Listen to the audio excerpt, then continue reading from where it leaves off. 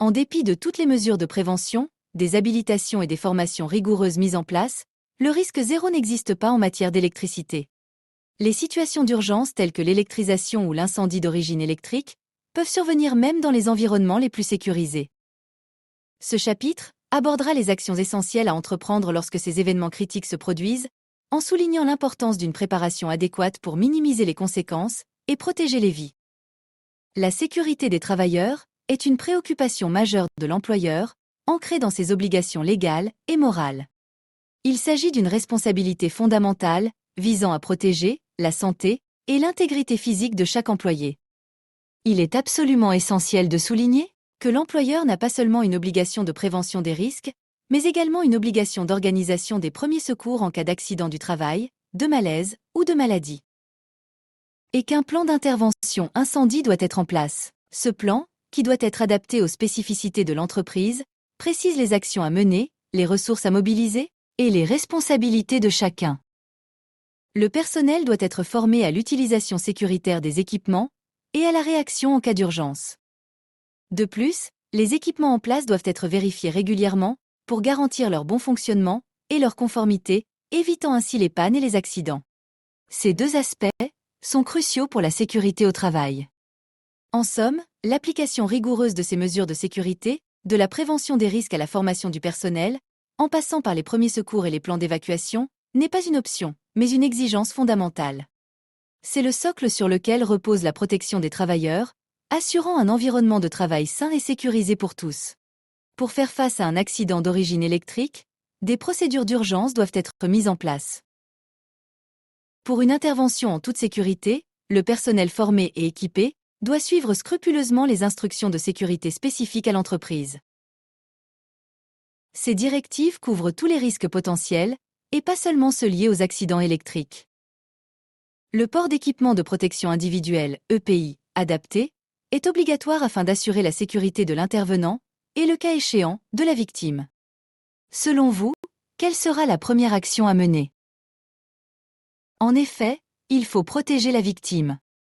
Il faut éviter le suraccident électrique. Pour éviter que la situation ne s'aggrave, il est important d'empêcher qu'un autre accident se produise. Il faut sécuriser la zone et empêcher toute personne ne connaissant pas les risques d'approcher la victime et la zone dangereuse. Si cela est possible et sans danger pour vous, coupez l'alimentation de l'appareil ou de l'installation à l'origine de l'accident. Sinon, demandez l'intervention d'un professionnel pour couper le courant. La mise hors tension en basse tension peut être réalisée par action sur différents dispositifs. Les dispositifs de coupure d'urgence, boutons d'arrêt, les dispositifs de commande, interrupteurs ou disjoncteurs, ou encore en débranchant les prises de courant. Quelle est la deuxième action que vous devez réaliser? A. Comme alerter. Cette procédure a pour objectif de déclencher l'intervention des secours spécialisés internes. En respectant les instructions de sécurité, vous pouvez appeler, ou faire appeler, les différents numéros d'urgence, le 18, le 15 et le 112. Le 112 est un numéro européen que l'on peut joindre depuis n'importe quel pays d'Europe, aussi bien depuis un téléphone fixe qu'un téléphone mobile. Et enfin, S, comme secourir. Le dégagement de la victime doit être effectué dans les meilleurs délais, en prenant toutes les précautions nécessaires pour préserver son intégrité physique. L'opérateur doit être habilité à intervenir sur ce type d'installation. En l'absence d'une mise hors tension préalable, l'opérateur doit impérativement se protéger individuellement à l'aide d'équipements de protection isolants adaptés à la tension présente. Ces EPI, équipements de protection individuelle, comprennent notamment des perches isolantes, des gants diélectriques, des tapis isolants et des tabourets isolants. Tout individu ayant subi une électrisation ou présentant des symptômes compatibles nécessite une évaluation médicale urgente. Si vous êtes en présence d'un conducteur électrique tombé à terre, il est strictement interdit de s'en approcher et de le toucher. Un périmètre de sécurité doit être mis en place immédiatement. Pour les tensions inférieures à 50 000 volts, ce périmètre doit être d'au moins 3 mètres. Au-delà de cette valeur, la distance minimale à respecter est de 5 mètres. En l'absence d'informations précises sur la tension, il est recommandé de considérer la valeur maximale et de maintenir une distance de sécurité de 5 mètres. Si vous êtes près d'un câble électrique dénudé à terre, vous devez rester sur place, les pieds joints. Si vous devez absolument vous déplacer, évitez les grands pas, et éloignez-vous à petits pas, comme un pingouin.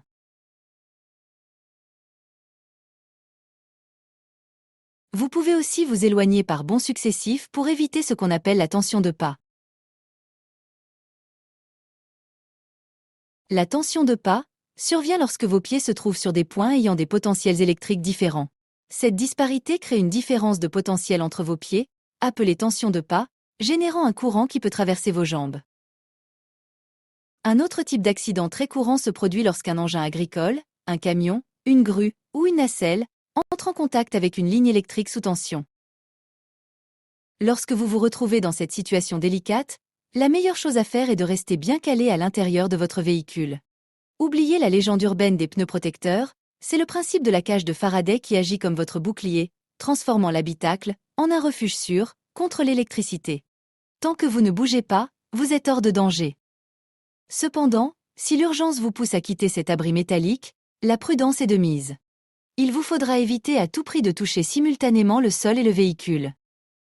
Comprenez bien la situation. Si vous devez absolument sortir, le plus simple serait de sauter du véhicule pour ne toucher que le sol, rompant ainsi le contact simultané avec la carrosserie. Attention, des réenclencheurs automatiques sont utilisés sur le réseau de distribution Enedis. Ces dispositifs sont conçus pour détecter et interrompre les défauts transitoires, comme la foudre, des branches qui touchent les lignes, et tenter de réalimenter la ligne automatiquement. Le nombre de tentatives de réenclenchement sur le réseau peut varier, mais il est souvent limité à 2, 3 ou 4 cycles avant un verrouillage. Si quelqu'un tente d'approcher cette zone dangereuse, vous devez impérativement l'en empêcher. Nous avons vu les gestes essentiels face aux dangers électriques. Le message clé est simple, en cas d'incident, la première chose à faire est de couper le courant. Que ce soit via un disjoncteur ou en débranchant un appareil, c'est votre meilleure protection. Si vous êtes dans un véhicule qui touche une ligne électrique, restez à l'intérieur. C'est la cage de Faraday qui vous protège. Si vous devez sortir, sautez pour ne toucher que le sol, jamais le véhicule et le sol en même temps. Enfin, soyez vigilants. Interdisez toujours l'accès à toute personne s'approchant d'une zone dangereuse. La prévention et une bonne information peuvent sauver des vies. Face à l'électricité, la prudence n'est pas une option, c'est une obligation absolue. Soyez prêts, protégez-vous et protégez les autres.